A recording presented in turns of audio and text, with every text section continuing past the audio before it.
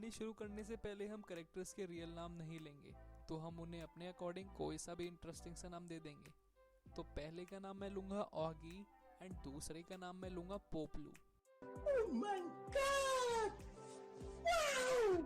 तो हम थे 3 फ्रेंड्स, मैं, ऑगी एंड पोपलू। तो कहानी शुरू होती है जब हम तीनों थे 12th में और हम उस टाइम ट्यूशन जाया करते थे। मैं ऑगी और पोपलू को पहले नहीं जानता था। मैं डिफरेंट स्कूल से था और ऑगी एंड पोपलू सेम स्कूल से थे। हम पहली बार मैथ्स ट्यूशन में ही मिले थे। A few moments later.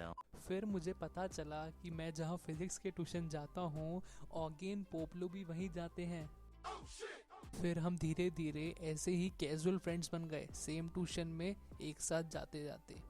पर क्या मैं उन्हें अभी भी अच्छे से जानता था? Nope. नहीं, मैं नहीं जानता था। फिर ट्यूशन में मैं, ऑगी और पोपलू ने साथ में बैठना शुरू कर दिया। A few moments later. And फिर 12th के फाइनल एग्जाम्स हुए एंड फिर थोड़े टाइम बाद रिजल्ट भी आ गया। एंड एग्जाम्स के बाद हम तीनों के बीच में कोई कांटेक्ट नहीं था। फिर क्या, हमें जाना था कॉलेज। मैं अपने XYZ कॉलेज के लिए अपने घर वालों के साथ दूसरे सिटी में जा रहा था बाय रोड। और तब बहुत ही शॉकिंग चीज होती है, मेरे पास पोपलू का मैसेज आता है एकदम से। Oh shit! Oh shit! और 1 मिनट के लिए मैं शॉक कि ये कहाँ से टपक पड़ा। और उसका मैसेज ये था कि भाई कौन से कॉलेज में हुआ है तेरा, कौन से कॉलेज में जा रहा है काउंसलिंग के लिए। मैं सोचूं भाई ये क्या बोल रहा है एकदम से, इतने सारे सवाल एक साथ। एंड फिर मैंने बोला तू बता तेरे कौन से कॉलेज में हुआ है। फिर इसके बाद बहुत ही शॉकिंग चीज़ होती है, वो बोलता है XYZ कॉलेज। और मैं फिर से हैरान। मैं आपको बता दूं ये वही कॉलेज है जिसके लिए मैं काउंसलिंग में जा रहा था एडमिशन लेने। Oh my God! Wow! मैंने बोला यार ये तो सेम कॉलेज में हुआ है एडमिशन अपना। और फिर पोपलू मुझे एक और शॉकिंग न्यूज़ देता है कि भाई ऑगी भी सेम कॉलेज में है। मैंने बोला क्या अपना ऑगी, वो भी हमारे साथ कॉलेज में है उसी में। अब भाई ये सुनने के बाद Run.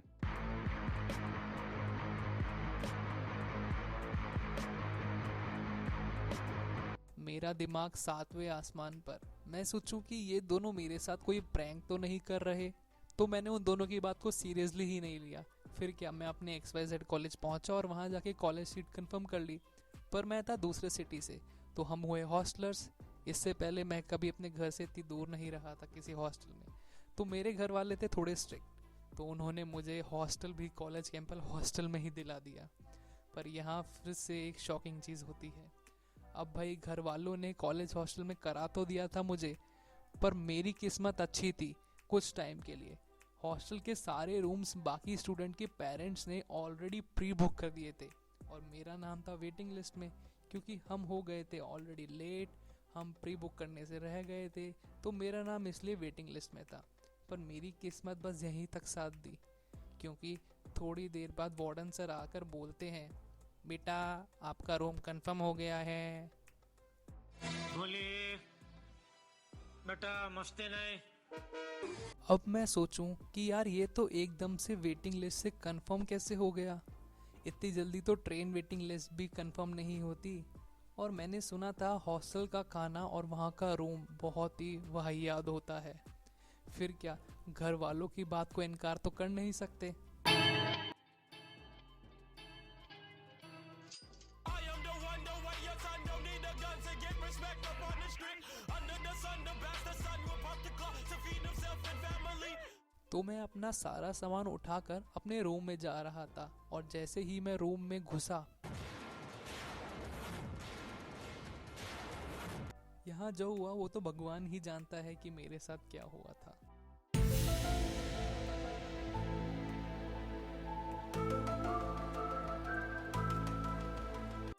ऑगी एंड पोपलू दोनों मेरा रूम में बैठकर इंतजार कर रहे थे। और जब मैंने उनको देखा तो अलग ही लेवल पर कि यार ये सब क्या है। फिर से एक साथ maths tuition, physics tuition, same college, same hostel and एक ही रूम। मैं, ऑगी और पोपलू एक साथ फिर से। Oh no no no no!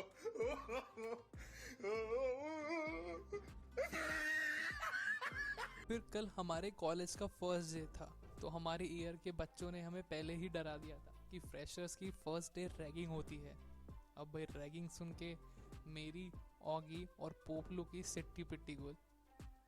फिर हम जैसे तैसे वो सब भूल कर कॉलेज गए तो पता चला रैगिंग अलाउड ही नहीं है।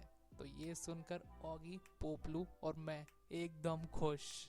Oh my god! Wow! Oh my god! फिर हम तीनों अपने अपने ब्रांच के अकॉर्डिंगली रिस्पेक्टिवली बिल्डिंग में चले गए और वहाँ हमारे ब्रांच के सेक्शंस डिवाइड हो रहे थे। फिर जब सेक्शंस डिवाइड हो गए तो पता चला ऑगी का अपवर्ड मूवमेंट में नहीं हुआ, मतलब उसे सीएस ब्रांच चाहिए थी पर उसे नहीं मिला क्योंकि उसके मार्क्स उस ब्रांच के अकॉर्डिंगली कम थे। तो उसे मेरी ही ब्रांच में एक सीट मिल गई। पर फिर मेरे साथ अगेन एक बहुत ही बड़ी शॉकिंग चीज़ होती है। फिर जब मैं अपने सेक्शन में जाता हूँ तो मुझे वहाँ फिर से ऑगी मिलता है और बोलता है, भाई मुझे भी इसी सेक्शन में डाल दिया है। मेरा दिमाग खराब कि ये क्या हो रहा है मेरे साथ। मुझे तो अब कुछ भी समझ में नहीं आ रहा है ये क्या हो रहा है।